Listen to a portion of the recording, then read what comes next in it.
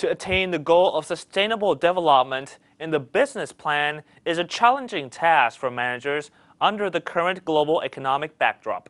Therefore, in the CEO Forum, which was organized by the BOI, up to 3 leading CEOs were invited to reveal and share their techniques and strategies of a successful, sustainable management.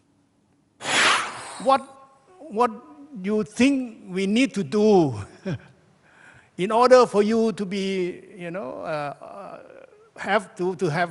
make it easier for you to have this so-called sustainable strategy. You don't have to say believe in Thailand because that's nonsense. This is a propaganda. Let's talk a real issue. What do we need to do? We have Minister of Industry here too. Then we can really complain to him. All the problems that you think are in the way of sustainability in Thailand. Pat, you want to start, please? Well, let me just say... Don't be polite, please be American. I'll be very direct. Okay, that's good, very good. I'll be very direct because, I can be very direct because in the last several years we've invested, along with Siam Cement, multi-billions of dollars here in Thailand. So we don't have to talk about our future in Thailand. Our future is now. And we're very committed to Thailand, and Thailand really for us is a growth engine for Asia. So I'll just say that we have confidence here, or we wouldn't be here and we wouldn't be making these investments. But to be responsible, to be sustainable, that's why we brought our very best technology here. We have a product that we make now. It's a propylene oxide product that's used in many different areas of automotive, appliances, throughout the bedding industry. Some of the chairs that you're sitting on, has this product in it. But the technology we brought here is a technology that uses 75 to 80% less waste in terms of when you're making the product.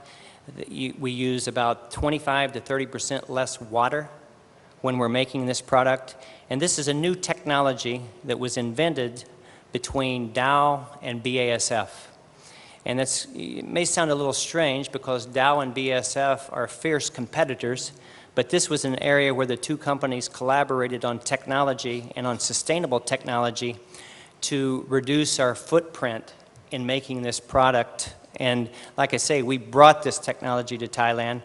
It's our best technology. And so I think when you think about Thailand, you have to bring your best technology here to be competitive.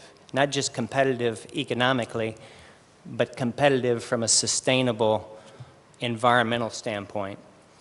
I think the other key is collaboration. So we have been so fortunate to have a fantastic joint venture between the Siam Cement Group and Dow over 25 years now. And this collaboration between our two companies has led to a sustainable business model that we've built. But as Kun Khan and I were talking, we have to do more. We have to look even beyond the petrochemical space and look at other innovations, whether it be in solar, whether it be in water, whether it be in new construction materials. But that also has to be done in collaboration with the government, and to work closely with the government to set the right policies around. We're not looking for subsidies, but I think it's good to look for ways to incentivize innovation into these new areas that we can bring value into Thailand.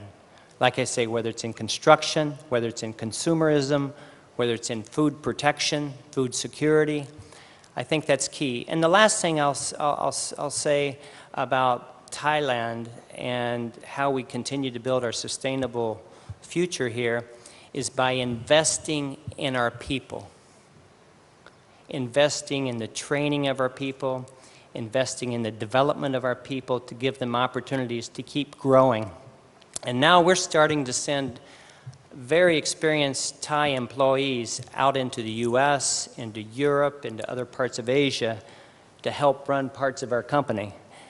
And so I think that also helps this interconnectedness by investing in our people to give our people here in Thailand opportunities to grow and to run bigger parts of our organizations. About the second question, I'm going to ask how each is responding to the perceived global volatility, and Dow has said that it has gone into more diversification of portfolio.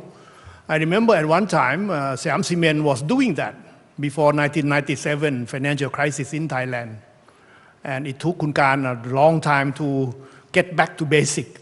Perhaps you can criticize Dow about this diversification or do what you are best at. Please, what is the kind of strategy that Siam Cement has been doing to make it sustainable?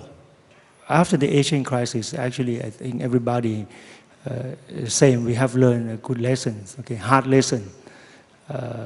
Over invested, okay. At the time, but at 1997, we had roughly about $6 billion US dollar debt directed to us, okay, and also maybe 4 or 5 billion US dollars from the joint venture partners, okay. So actually, our debt was roughly about 5% of the country at that time, quite significant. So we decided to downsize. Okay, we sold 60 plus companies to generate cash more than $1 billion US dollar, about 50 billion baht, to pay down the debt, and then we survived. Okay, so that's why, okay, for the hamburger crisis in 2008, we were prepared. Right in the fourth quarter of 2008, I think we did a good job, okay, in securing the cash. We generated cash from inventory, so immediately we generated about $1 billion US dollar cash on hand, extra cash. So at the peak, about a year ago, we had about $2 billion US dollar cash. All right. So when I met our friends in Europe or in the States, okay, some meetings, we even have cash more than some American or European banks, you know, by the time. So that I believe there's all these hard lessons teach us. Okay. So right now, SCG, Siam Cement Group, we expanded into ASEAN. We set the very, very clear vision. Okay, and of course, one word is belong to this session. Okay, is sustainability. We set the vision to be ASEAN sustainable business leader by the year 2015.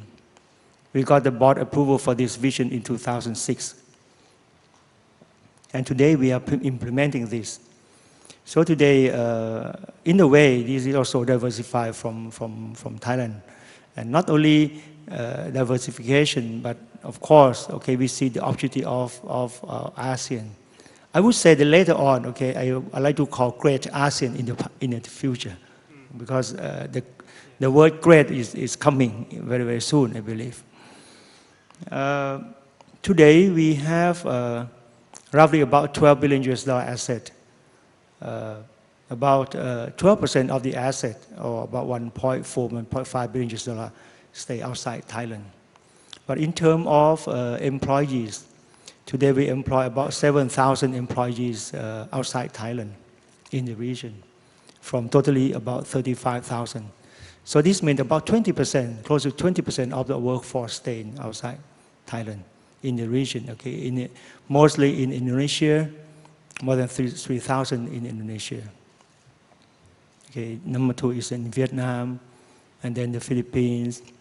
And again, as we just talked about Myanmar, Myanmar is coming. We have quite a small investment in Myanmar more than 10 years ago in ready-mix concrete. But today, I think we keep a close eye into Myanmar. In order to mitigate all the volatility, okay, I would say that I would like to share in our mind, you know, I believe the sustainability development is one of the key. I can confirm that SCG now moving to a corporation with low debt and back to basic. I used to be a CEO of a large corporation with very high debt. and did not do the basic things, so I'm no longer CEO. Now I'm just moderator. That's a clear example. For people living in Thailand, they would know my history, how we fail. And not just me alone, I had many friends like that. When the crisis came in 1997, all the CEOs with high debt collapsed, and very few recover. And SCG is going regional, not too far, regional, ASEAN in particular. And SCG is practicing very good CSR. That's the message from Khun Kan. Now, would Pat and Yoshi would like to share with us how your corporations do this sustainability strategy, please? Yoshi first, yes? I would like to talk about, some general idea. I became the president of this company during the middle of the Lehman shock crisis. So I felt burden of stress every day, every night. And one day, I was in bed and thinking about the Japanese word KA. KA means management in Japanese. Japanese word KA consists of two Chinese characters. K means, believe it or not, sutras. The monk read a long statement after somebody passed away or something.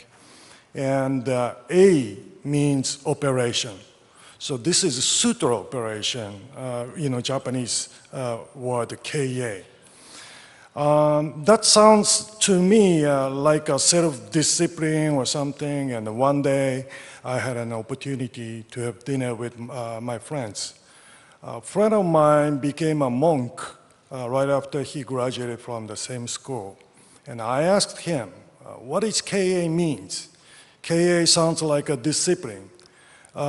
He said, Kainema, you're right. That is from Buddhism. A long time ago, sutras were written on the leaves. So monk reads the sutras, the leaves, one after another. So KA's origin of the word KA is from the temples operation. And so that includes kind of KA embraces a sense of a long-term assignment. On the other hand, though, when I studied English, the word management, if I recall correctly, was from Italian. That means rains, handling rains. Rains is not a water rain, but horseback rains. So stop hose or right reins or left reins. So the Western management embraces the notion of the short-term assignment. So Japanese KA literally means that sustainability itself, I think. And so we Japanese, sometimes blamed from the Western people. Japanese executives are always slow for decision and execution, something like that. But we think relatively for a longer period of time. Indeed, we have more than 300 companies. They are 300 years old or more, and 22,000 companies. 100 years or more. This is kind of an implication how Japanese management is considering KA as a long-term assignment. Well, with that, thank you very much, all the three panelists, and thank you all the audience for staying awake with us, especially after lunch. Thank you. The session is now closed.